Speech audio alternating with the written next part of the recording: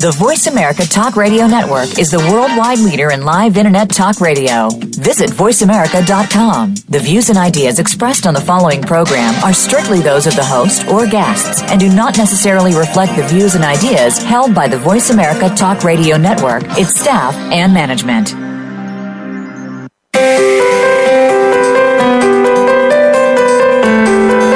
Welcome to Busy, Stressed, and Food Obsessed with host and author of the award-winning book of the same name, Lisa Lutan. Lisa has amazing tips to help you slow down, get healthy, manage your time, improve your relationships, and deal with stress. Now, here is Lisa Lutan. Hey everyone, welcome to my show where I get to introduce you to my favorite health, wellness, and lifestyle rock stars. I am so jazzed for today's show. Are you aware of how what you wear can impact people's impressions of you? I think many of us hear the word stylist and we think Hollywood. You know, red carpet looks, airport looks, just had a baby, need to look super hot and chic looks. But the truth is that stylists can help all of us, either with our personal or professional brand. Last year, I was rebranding my website, healthyhappyandhip.com. Did you catch that? healthyhappyandhip.com. And my photographer said to me, get in touch with this stylist to talk about your brand. And so I did, not knowing what to expect.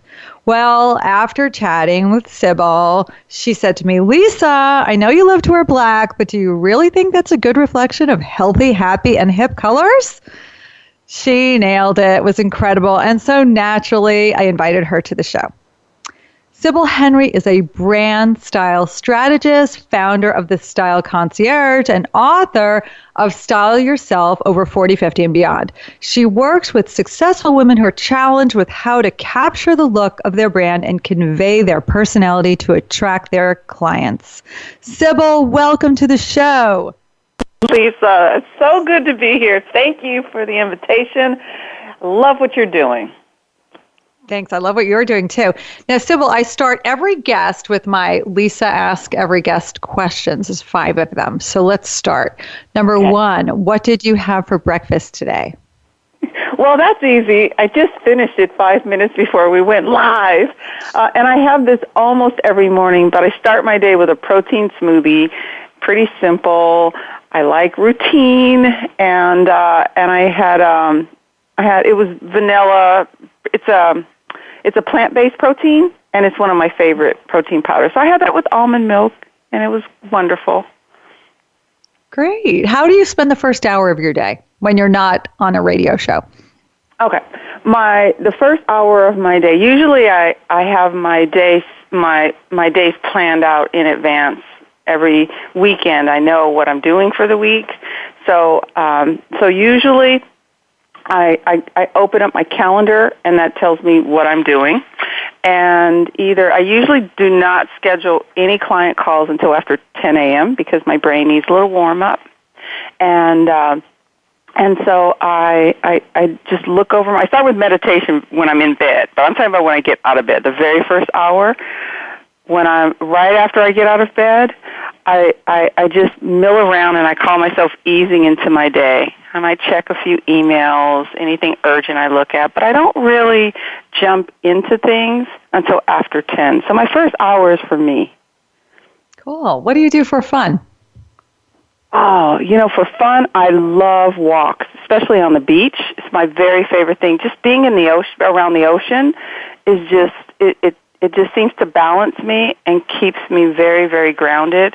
And I work things out through working out and movement and walks, especially I'll either do a walk for me or a walk social. So when I get together with friends, a lot of times we're walking. What is the one thing you do every day that has a huge impact on your life? Oh, that's a good question. I think probably what has the biggest impact is I always tune in and I ask myself, what do I need? What do I need? And that's in every way. What do I need if I'm feeling tired? What do I need? Do I need food? Do I need rest? Do I need to work something out? If there's something on my mind, do I need to talk with someone that, if there's anything that we have to work out, whatever it is, what do I need? and that guides me, and I just tune in, I get quiet, and that serves me.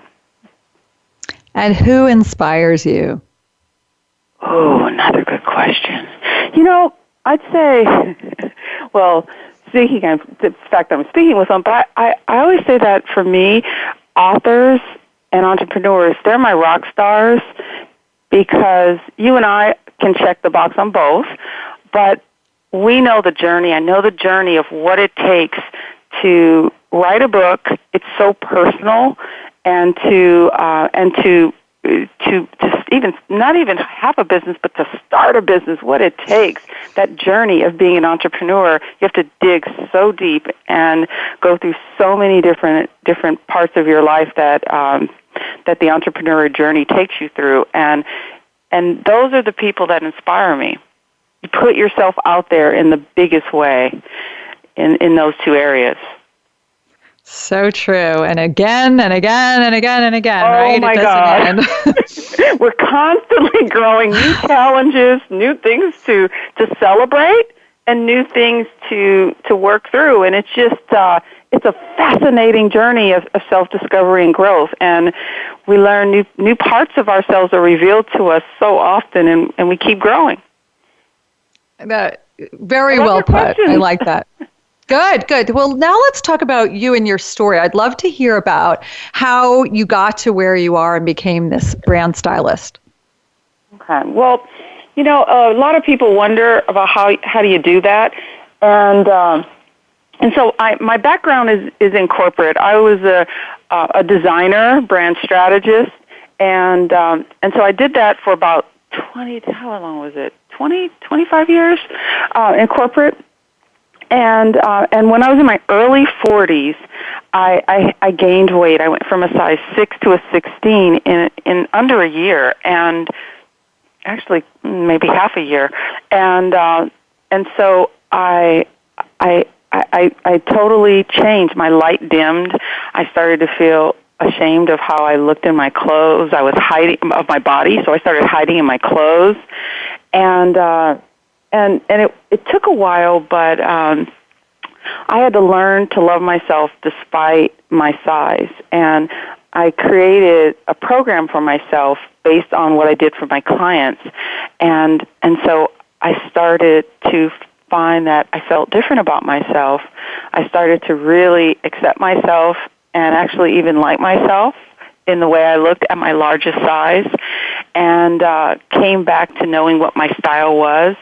And that was a transformation for me. I could have never imagined that at a size 16 I could hold my head up and feel like, okay, I got this. And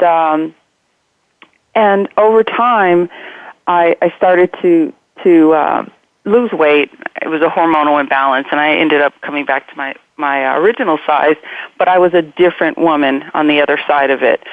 And so now I'm in my late 40s, and I'm listening to women share with me stories about their struggles with their style, getting dressed, shopping, makes many women cry, and I knew I had something, and so I was compelled to share it. So I started my business. It felt like a calling, and I felt like I couldn't keep it to myself. So that's why I started my business. It was to help other women who, and it wasn't just about the body, it was also connected to just really stepping into the biggest and best version of yourself, and being aligned with your message. So that's why I did it. I love that. I didn't know that about you. And can I just tell you right now, I hope that you talk about in your courses and book about body love at any size, because I see with so many of my clients, when I get to this size, I'll be able to wear those clothes, or I'll look that way, right? And it doesn't often work that way. Kind of have to back into it sometimes. Right, and even when we're at our however you describe it, your ideal size, your weight, whatever it is, there's a fluctuation, and so definitely, as I was sitting here and we were getting ready to go live, I was thinking how incredibly linked the body and what you do, and style and brand and all of what I do, they're so linked, and the style is such a trigger for the body. So, even at the size where I am now, which is my natural body weight, I go up and down 10 pounds or so, 10 to 12 pounds. It's just a natural flux, and I've accepted my range now. Wow. So explain to our listeners, how does a stylist work? Because I think a lot of people have never worked with a stylist. And just to get a sense of, how do you actually start figuring out what someone's brand is and then how to dress them? And also, is it only professional, or do you work with women who don't work outside the home as well? Well, it depends, because it depends. There, just like a doctor has different. There's the umbrella of a doctor, and then there are different specialties and types of doctors. So it's the same with a stylist, the umbrella of a stylist. So there are all different types of reasons you go to a stylist, and so there might be a stylist who does shopping for you for whatever reason. There are stylists who specialize in working with moms who are not working outside the home, or women who don't work outside the home. For me, my styling is very, very specific. And it's, or like Stitch Fix. They're simply, replenishing your closet with clothing. So you can have a replenishment of that's a styling system. So they're all different types. So for me specifically, my type of styling is specific to women who work. I specialize with women who are entrepreneurs and women who are corporate leaders. And so these are highly brand-sensitive areas where you really, really want to make sure you're in alignment so that your audience understands who you are and basically your personality so that they can make a choice. Because in all of our categories, there are many different people that they can choose from. So basically, you want your audience to learn how to self-select, to be able to say a very, very hearty yes to you. You don't really want maybes, or anyone to kind of be coaxed to you. You want deeper, wonderful relationships, which the business is built on, with people who really get you, want what you have, and connect with you. So I see, for me, the brand style, which is what I do, as it's basically a form of communication and connection. And so that's my type of styling of what I do and what I specialize in. And can you give some examples about what type of clothing might reflect a particular type of brand, like something ruffly and versus something sleek? What are you portraying when you are wearing a certain type of clothing? Does that make sense, that question? Oh, totally. And that's it's great because that is so important because based on, through my process, we really understand the business that you're in, and then your brand, which is, your brand is your attraction. That's who you attract and how you attract. And so we first, and when we understand who you are, your brand basically it's born from you. And so we get really, really close in and tune into the essence of who you are. And there are things about you naturally that convey and translate to different types of styles and shapes and colors and fabrics. And so there are people who are naturally very feminine and nurturing, and they might be in a profession where they are in service professionals that are maybe creating a transformation for people. So for them, the fabric would be softer. The colors might be soft. It's a whole different type of mood. Then there are others who might consider themselves rebels, provocateurs. They say things that provoke and create a little controversy, and that's their wheelhouse. That's their comfort zone. They enjoy that. And so for them, their palette would look totally different than the woman who is the softer, nurturing, feminine. And so the shapes, the textures, the silhouettes. So if you can picture those two personas of people, that's the difference of how you approach it so that you're embodied in your personality and you're also modeling your message. I love this stuff. It's so cool to me. So now we've always been taught, dress for your body, but now you're saying dress for your brand. So how do we make dressing for our body and our brand kind of work together? Oh, okay. That's big because that's a huge part of what I do. So your brand, there's so many segments. I chop it up into these these 5 main pillars, let's call them. So the first one is your brand. So your brand is how you express the personality, your essence. And so that's what I was just mentioning about the types of looks that are aligned to who you are and what you do. Then there's the actual style. So there are styles that are, so you get to know exactly what your style is of your brand once you nail down what your brand stands for. So there are designers out there that are designing exactly for you. They have an avatar, and it's you. So like Lisa, the types of sheath dresses you wear and the colors, there are brands and stores that carry that just for you. And then there's Which body. ones? Sorry. Keep going. Then there's body. And so in my program, I break out with the idea that we're about our size, because I think that's so damaging for women. It really, really does not serve us, and it creates all kinds of bad feelings when you're focused on your size. And imagine when you go shopping and you have to even go up a size, how bad that feels. So, Sybil, we're going to go to break right now, but hey, listeners, stay tuned. This is fascinating. We are talking with Sybil Henry, the brand style strategist, and we're going to teach you how to dress for your brand. Stay tuned.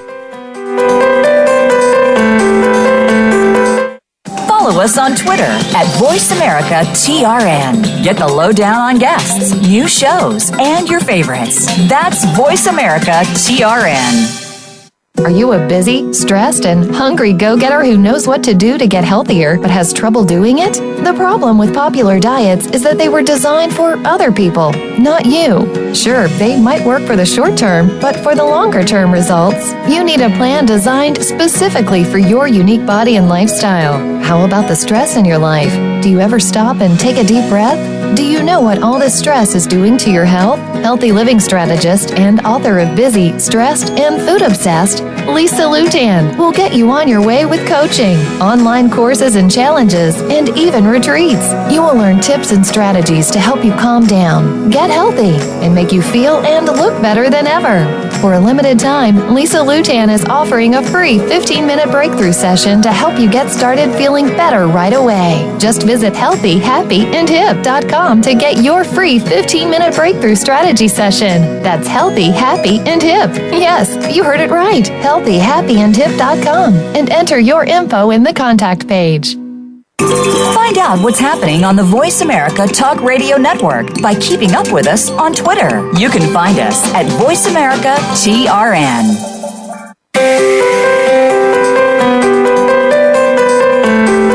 You are listening to Busy, Stressed, and Food Obsessed. To reach the program today, please call 1-866-472-5792. Again, that's 1-866-472-5792. Feel like sending an email instead? Send it to Lisa at healthyhappyandhip.com. Now, back to Busy, Stressed, and Food Obsessed. Here again is Lisa Lutan. Hey, everybody. I am talking to brand style strategist Sybil Henry, and we're having a great conversation about dressing for your brand versus just for your body, which we've been told. So, Sybil, you were talking about that before the break. Can you keep going? Yes, I'd love to. The body is such a big area of passion for me, and it's something that so many women are in pain about, and it's one of the reasons why they'll leave them all in tears. And so in my program, I talk about how you dress for your shape, not your size. As long as you focus on your size, it's going to create stress. And it doesn't promote love, body love, and self-love. And our size is something that is based on our bone structure, and it doesn't change. But our size changes. It's always in flux. And so it's very unusual for a woman to be the exact same weight every day of the year. So we do have hormonal fluctuations. We have all kinds of changes. So if you focus on your shape, then and dress for your body shape, then it creates a different focus, which enhances the acceptance and the appreciation for your body. And that's really where a lot more happiness comes from. And then we also work on colors. Everyone has, for their personality, colors that align with who you are. So that's a very, very important part of the brand strategy, of branding yourself and creating the image that connects. And then finally, the ability to accessorize and pull it all together, create outfits, create and stock a brand style closet, and know how to shop for your brand style. There are very specific pockets of every city that have different types of personalities, different income levels, and those are aligned with what your brand style is. So knowing where to go in terms of locations and specific stores and specific brands and shopping for your body shape and the style of your brand. When all that comes together, it's so easy. I'll share with you, it's so interesting. So I remember after, we did some sessions together, I then had my, I'm speaking kind of casual look. I'm speaking my dressier look. I had my this, and I used it all the time. It's so, so helpful. So I want to thank you for that. And I was telling Sybil before the show, I think of her whenever I'm getting dressed for an event. I'm like, what would Sybil say? So it was very, very powerful and helpful. How do you think in general styling helps women with their businesses? Okay, I didn't hear that first part. How do you think that styling helps women with their businesses? Oh, okay. That's a loaded question because it's huge. Styling allows a woman to number one, feel a sense of control, because so many women are frustrated when they say so many things like, I don't know what my style is. I'm all over the place. I have so many different styles. They'll say, I have a lot of personalities in my closet. They'll say, I feel bad about my body because I just don't know how to dress for it, and I don't like how my body looks in my clothes. So they'll blame their body and not the clothing. So when you have gone through a styling program, whether it's mine or whoever, once you have the knowledge, you feel like it's not you. It's which clothing has the privilege of being able to get into my closet, because it's the clothing, not you. And you're able to be consistent. So when you're consistent, you build trust. People know who you are. You're in alignment. And then ultimately, you look like a professional. And once you've got the look of the level of expertise as you are, you become more profitable. So there's a domino effect. And people want their professionals who they hire to look the part of the professional. They want you to look steps ahead of them. They want you to look like you've got it together. When they pay you, they want to feel good about that. And so when you have that visual presentation pulled together as the professional that you are, it does create a shift in your business. And you just developed a new course about this, right? A profitability, and can you talk about that new course? Yeah, I just completed the first round, a 6-week round, and it's called Your Profitable Brand Image.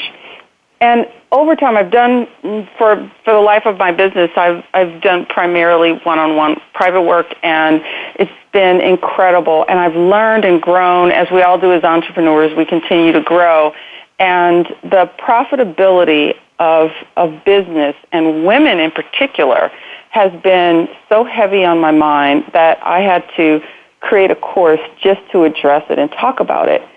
Too many women are walking around, they are brilliant, and they are leaders, and they are shortchanging themselves by not having their image pulled together as the expert that they are, so they're not as profitable as they are. So this course addresses that in different topics, starting with the brand and the business and the brand. But the brand, getting clarity, is until you're super clear on what you bring to the table and why people are attracted to you, to really understand what your audience wants from you and how they see you, then you're really not going to connect as effectively as you possibly can. So you're leaving money on the table. And you help people figure that out, right? Oh, absolutely. We go through a step-by-step process, and I create a brand snapshot. I create it, but it's a process that it's a guided process, and when each woman gets a snapshot at the end of that first leg of it, the module, and they get to see who they are. They get to see, basically it's fascinating, you get to see yourself outside of yourself, and like, oh, that's me, and that's the reason I attract. I get it. So then that leads them to embodying what that looks like and how, like, what that style looks like. So now that you know who you are stepping outside of yourself and why you attract, you can now give yourself the kind of clothing that is in alignment with that. So it just, it creates a level of awareness and knowledge. So you have the awareness of it, and then you get very specific tools to know how to dress for your body, how to shop for your style, how to accessorize, how to put outfits together, how to look at yourself and really make sure that that you look profitable for your audience. And it's different for every woman because our audience wants to see us in different ways. So I think we're all thinking, can you tell us some of these tools? Well, it's like, imagine, I'll use Beyonce for example, as an example, because I think she models this, her body is part of her brand, her shape, her very curvy shape, her hips are a big part of her visual presentation when she moves. Imagine if she wore full skirts, long skirts, and hid all that. You know, it would be a totally different energy and experience. And she knows what her audience wants to see from her. So she brings it every time. And the glamour, women want to see that. And so she has a very, very loyal following. And so celebrities work with stylists to do all of this. To get in touch with the brand, what their attraction is, the styles of that, and then to consistently bring it every single time. And I think for business owners, that's where women are dropping the ball and they just don't have the tools for it, but it's the consistency every single time. Every single time. And that's the key. Consistency creates something that's memorable. So when you hear the name of someone, when I hear Lisa, when I hear your name, I automatically think color and sheath dresses. There's a visual imagery that I see of your photos, of your book cover, of your posts, so you're in alignment with the happy, healthy. Healthy, happy, hip. Trying. Yeah. So I'm glad you mentioned Beyonce, though, because I think Beyonce is this sexy, beautiful woman. And I think that's an issue for women, 40s, 50s, 60s. What does sexy look like, at this part of life? It's clearly different than when we were in our 20s or even 30s. And how do we bring in sexy in a way that is tasteful and, I guess, elegant, for lack of a better word? Yeah, and that's a question I get asked so much by women, because women just want to feel good. They want to feel feminine. They don't want to disconnect from that part of themselves as they age. And so the very first thing I say about that the look of sexy and how it's changed over 40, 50, 60 is that, number one, is confidence. And so a woman who has confidence has a sex appeal at that point in life that you just, earlier days it's tight, it's skin, it's all that other stuff. It's more obvious, but it's different. And so what does confidence look like? Confidence looks like maintenance, basically. That's one thing. It looks like you're taking care of details. If you choose to color your hair, you keep it up. You keep your nails up. You keep, you put on a little something on your face to finish the look. Whether you wear, just even if it's a touch of lipstick or mascara, but something of self-care to not look like you've given up. So that's the one thing. You're still tending to the details of being a woman. you dress for your shape. You show your shape. It's not about tight or skin. It's simply skimming the curves of your body and showing your shape, no matter what your size is. So certainly hiding your shape does not look confident. So all the women who are out there hiding, and I was in that camp way back. Me too. Yeah, so I know what it feels like, the desire to want to cover it up. And that does not look confident, and that is not sexy. But imagine a woman who is wearing something all black, big, and hiding, and that same woman takes it and takes a dress that follows the curve of her body, and it's in color. It's whatever her palette is. It's in her color. And she's got her hair done, and she has a little bit of makeup on and maybe an accessory. That is a totally different look of confidence, and that is what is appealing. Well said. And what's your thoughts on heels, like high heels versus low heels?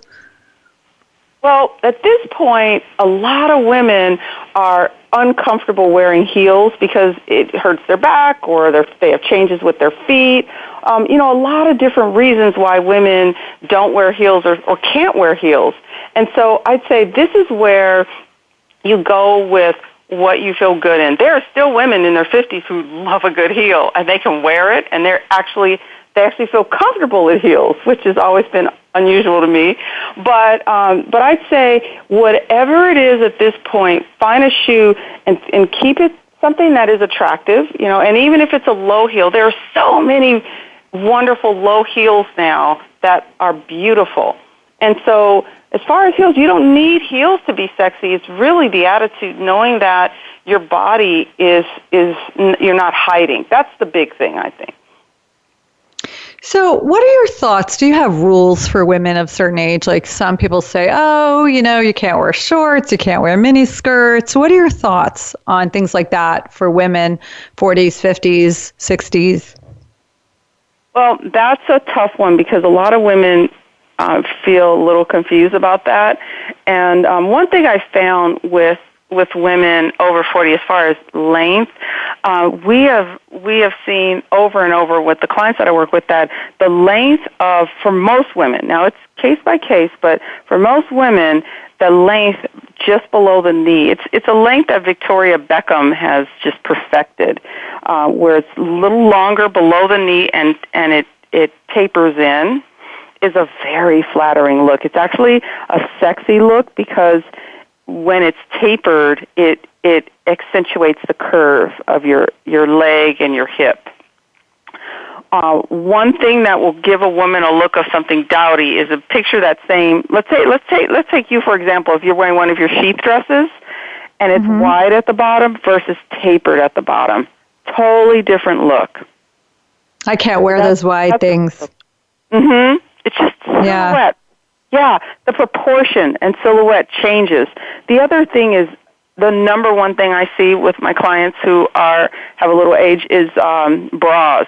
That's a huge one. Women are not tending to their bras close enough, and they're wearing bras that are worn, don't support enough, and so they're not lifting their breasts. And when you lift your breasts, you create more space in your torso, which gives you a better look to your posture and just gives you a leaner look. Makes you feel what's the life of a bra? Like, how long does a bra last? I know people would keep them forever, right? But how long should we? Yeah, and with bras is the way you maintain and wash your bra will affect the life cycle of it, the length of life. If anything warm like heat will definitely deteriorate the support that a bra gives. And so definitely a bra needs to be maintained and laid flat to dry or hung to dry, and that'll keep it longer. But a bra past 3 years is really not serving you, generally. And most women can't remember the last time they were fitted for a bra, and hardly ever buy a bra. But that's such an essential part to us and the look and the line of our body as a woman. Our breasts, it's a huge part of how we feel. But yet it's one of the least maintained. And then moving to the belly, I want to share a funny story. A friend of mine went to her gynecological checkup recently, and she said, I'm going through menopause. My stomach is really mushy. I'm not really sure what I should do. And the doctor turned to her and said, have you heard about Spanx? And I just cracked up. I wasn't expecting that answer from the doctor. Oh, that's funny. That's funny. Well, you bring up shapewear, and that's another thing, is that a lot of women say they don't like shapewear, but there's also a smoother, which is not the tight. It just smooths out any kinds of, a little cellulite here and there, and it gives you a nice smooth line, and it's comfortable fabric. It's really stretchy. And do you recommend women wear those all the time, or with certain dresses, or what's your rule of thumb on that? Well, especially if you wear a knit dress, it should just come with the dress. Always. Because your back view, you want to make sure when you walk away or you're being photographed and, a little something, it's just something that gives you a really great look in your photos. And most of the time, it depends on the dress. If a dress is super tailored with a fabric that has a lot of hold to it, it doesn't have much stretch, you can get away without it. But it's case by case. You have to look at your body from each angle, and then you'll know. I am talking to brand style strategist Sybil Henry. We were just talking about shapewear, and she's giving us so many great tips. Stay tuned after the break. We're going to learn so many more. Follow us on Twitter at VoiceAmericaTRN. Get the lowdown on guests, new shows, and your favorites. That's VoiceAmericaTRN. Are you a busy, stressed, and hungry go-getter who knows what to do to get healthier but has trouble doing it? The problem with popular diets is that they were designed for other people, not you. Sure, they might work for the short term, but for the longer-term results, you need a plan designed specifically for your unique body and lifestyle. How about the stress in your life? Do you ever stop and take a deep breath?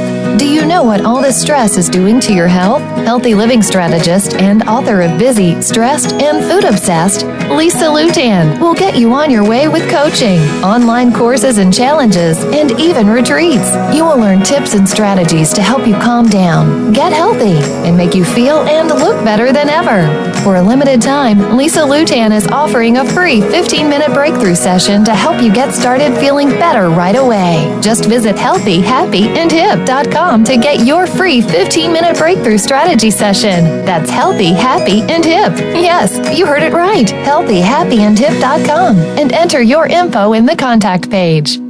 Find out what's happening on the Voice America Talk Radio Network by keeping up with us on Twitter. You can find us at VoiceAmericaTRN. You are listening to Busy, Stressed, and Food Obsessed. To reach the program today, please call 1-866-472-5792. Again, that's 1-866-472-5792. Feel like sending an email instead? Send it to Lisa at healthyhappyandhip.com. Now, back to Busy, Stressed, and Food Obsessed. Here again is Lisa Lutan. Hey, welcome back. I'm having such a good time talking with Sybil Henry, who is a brand style strategist, and she's giving us so many good tips to look great and look sexy and stay attuned with our brand. Now, Sybil, as we're moving into spring and summer, I know there's a lot of social things that people go to, like weddings and graduations, and I'm wondering if you can give us some tips on what a great way to attend an event like that with sticking to, our personal brand. It's funny you mentioned, I just worked with a client last week who was going to a wedding, and we chose her dress, and so and she was making it a little bit of off time by spending the night with her husband at this wedding. So one of the things that we worked on was let's bring in a little more of your feminine side. We keep her brand style. She's classic. And so she tends to gear to styles that look very much like she could wear to work. And I think if you're going to an event like that, then you want to look at it like, would I wear this to work? And if the answer is no, then you're doing good. Something that looks like it's more of your personal time. So while you want to still stay within, so she's classic, so we still stayed within classic styles because you don't want to look like a different version of yourself, like a different person, a different type of style. So she wouldn't go from classic to looking like a rocker, something totally different. She's still classic. So that's one thing. For anyone who's looking to go to a special event on your personal, there's your business life and your business style, and then your personal time. But they're still the same. So they're just a different side of you. So we had something that was, I think it was, her dress showed a lot of, did we choose, maybe it was a strapless or it had spaghetti straps. But she wouldn't wear that when she works with doctors. That's what when in her line of work. So it's just choosing something where you know that this is something that would be inappropriate for work, but it makes you feel feminine, it makes you feel comfortable. Colors also. And what about for women, in this age, you hear casual. It's not like when you're in college and you're wearing shorts and a t-shirt. What does casual mean for a woman in her 40s or 50s? Well, there are different levels and layers of how we express our casual. So for some women who wear dresses a lot, for them their casual might look like a business casual to some of us. And so for casual, I always think of casual as definitely taking, like for instance, I'm looking at a photo of you right now in your promo. You're wearing a white V-neck T-shirt and you have a black jacket on. So you could take that outfit and you could put a pencil skirt with it in heels, and then you look like business casual. You could take that same outfit, the black jacket, the white T-shirt, and put a pair of jeans on with flats, and now you're casual. That's the difference. Got it. And what should we be getting rid of right now? Like, we're going in our closets, we're all doing the spring cleaning. Like, what has to go? Oh, that's easy. Okay, I got a list for you. Ready? Yes. Okay, number one, this is the most important thing. Anything that doesn't fit. Nothing that But you even said before that your weight might go up 10 pounds over the course of a year. So if it doesn't fit right now, maybe it will in a few months. Okay. Thank you for saying that, and let me clarify. Okay. We all have a range.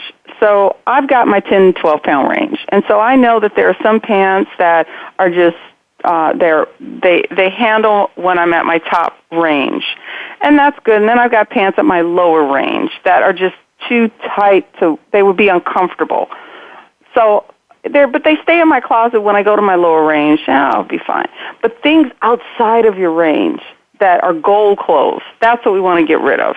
Anything outside of your 10 to 12 pound range, things that you're waiting to wear. And I'll tell you what that does. When those goal clothes sit in your closet, it makes you feel bad every time. It's very subtle, but there's an energy to those clothes, and there's a feeling that you failed. You can't get it together to get in that size that's 3 sizes smaller in one day. And so it definitely is not serving you. It's taking up space, and that's a very precious commodity, that space in there. And so you want to treat that space as precious as it is. It's limited, your closet. It can only hold so much. So let it hold things that serve you and elevate you at your highest and best. And so it's a reframe of how you want to think about your closet. So I'd say... And what about bags and shoes and accessories? Okay. So anything that is, in terms of bags, shoes, and accessories and all of those things, anything that you're not wearing because maybe it's a little dated, it's in ill repair, it's a little damaged, it's scuffed. If there's something that needs maintenance, then put it in a stack and go ahead and send it out and get it repaired and maintained to put back. But there are things you're just not wearing because you know that it's either too young, you bought it long ago, and it's not serving you. Anything that's not creating your profitable brand image, if it's not creating the attraction, then get rid of it. Is there anything that, like, every woman should have, like basics? in their wardrobe? Well, I think yes. Well, number one, an amazing bra. That's key. Over 40, a great shaper to wear, not like a smoother, something just smooth it out, whether you wear shapewear. Some women love shapewear, but just to make sure you look great at every angle. A great fitting pair of jeans, a pair of jeans that make you feel good when you put them on. A go-to dress that you know you love the color, you love the fit, you love the style, and at a moment's notice, if you get an invitation as an entrepreneur, you can say yes, and you don't have to stress. And so, one go-to dress that would be perfect, and then a pair of heels that are comfortable, that are 8-hour shoes that you can stand up for a day, versus those 2-hour shoes that expire and then your feet are killing you. So I think of those essentials, those are the basics in your wardrobe, and there are others that I can go beyond that, but those are like some core things that you definitely want to have so that you can always build around a jean. You can always build around a dress. What's underneath it makes it look better. So the great bra and the shaper, and then a heel you can wear with that dress or with that pant, with that jean. And then one great I can extend it, one great pencil skirt, if that's what you wear, or one great slack type pant that's a non-jean. So whether it's your style's a little more casual, like yours is, and you might put a jean and a heel, or someone who might put one great black pant with a heel. So that's a little capsule that you can work and build around. Very, very helpful. Listeners, so did you write that down? I hope so. So if we were going to just really easily create our own personal brand in a few steps, what would we do first? Okay. Number one is get real clear on who your audience is and know who he or she is, and just create that one person. Okay. Number two is know your personality and who you are and how you connect with that one person, what you're known for, whether it be, and if you could drill it down to one or two words, what are you known for? So an example, for me, brand style. For you, healthy and hip. And so what does that look like? So your 2-3 words. So you take that and you embody it. So brand style and your words, that communicates certain colors. So now put the colors with it. It communicates certain shapes, certain silhouettes. So then it moves from there. So once you have that foundation of who you're talking to and what you stand for, then you're able to now embody it in a way that's in alignment with your message. Because whatever those words are, those 2 or 3 words, that's your message. So brand style for me would be a message that it's brand, it's style. Now I know the type of brand style I do. It's for entrepreneurs and corporate leaders. So there's going to be a certain kind of way. I'm not going to be all fluffy and wearing, strappy heels, and I'm going to have more of a business look to me. So you look at the type within your category and keep niching it down farther and farther, and that'll lead you to the type of look that aligns with that.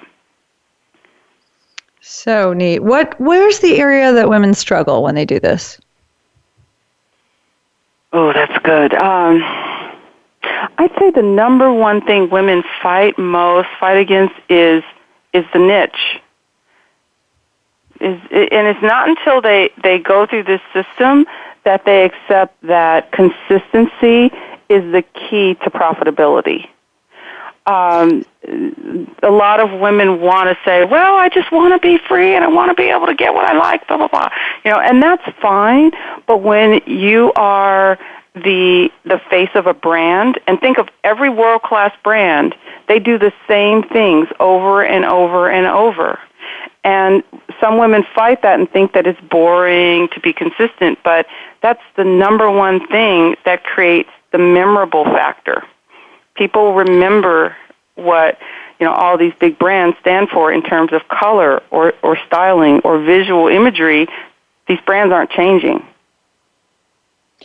So I think that's such an important point. So consistency. So let's take someone who's out there, coaching, that they might be speaking, they might be they might be on TV, so every time they're out there, even with a client, they have to have that consistent look. Is that what you're saying? Across all platforms. Got it. Like think about Ellen. Ellen consistently wears the same type of clothing every single day on her talk show. And Wendy Williams, every single day, she's always wearing the same type of clothing every day. She's super glam, and Ellen's wearing those suits, and if she's not in the suit, she's in like a pant and shirt, but it's in those flat shoes or tennis shoes. She's got her uniform. So we expect Ellen to look like that every time, and her wife looks totally different, more glamorous and feminine. So they definitely have distinctive looks, but they're the same every time. So how do we do that without getting bored, though? Like keeping the same, overall look, but changing it up just enough to keep it interesting. Okay, well, and see, that question right there is exactly what I hear so often that women are concerned about. How is it that it's not boring? Well, first of all, it's building trust with your audience, and it's increasing the memorable, the recall of you, which is increasing your profitability. And so once you see it that way, then it's like, oh, you're compelled to want to be consistent. And then, like, for instance, with your style, there are so many ways you can express your style in the same lane. You just might change out the accessories. You change out the heels. You can change the color. Even if you were known just for sheath dresses, think of all the ways you can wear a sheath dress with a jacket. You can wear it with a blazer. You can wear it with a leather jacket. You can wear it with a statement necklace. You can wear it with different types of shoes, different heels, flats. So you would just change it up, and it's actually a creative pursuit to stay within your category. And how many ways can you find ways to freshen it and make it new? And Sybil, can you let people? I believe me, I do not want to stop this conversation. This is so helpful, but I want to make sure you let our listeners know how they can contact you. Okay, 2 ways. They can visit my website, thestyleconcierge.com, or they can contact me directly, Sybil at The Style Concierge, or you can find me on Facebook, Sybil Henry. And do you have any courses or programs that are coming up soon that they can find out about? Sure. I'm always seeing clients, private clients, and so anyone at any time, especially if you have an event or a photo shoot and you need support with that. And then I have a class coming up in the summer. You can get on the interest list, and I'll keep you posted. It'll be your profitable brand image. We're going to do summer school, so you can reach out to me, and I can tell you more about that. So awesome. Sybil, thank you so much for being on the show. I wish we had 3 more hours because I feel like I could personally ask you a million questions, but it's been so fun having you. Oh, thank you. I've enjoyed it, and I just really enjoyed this topic, and thank you for what you do. It's a great service for women.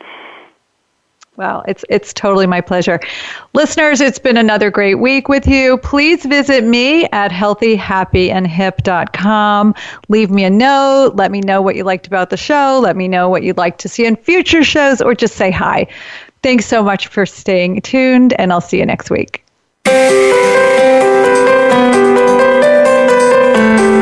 We hope you've enjoyed today's episode on Busy, Stressed, and Food Obsessed. Did you get some great ideas from today's show? Join Lisa Lutan again next Thursday at 9 a.m. Pacific Time and 12 noon Eastern Time on the Voice America Health and Wellness Channel. Have a great week.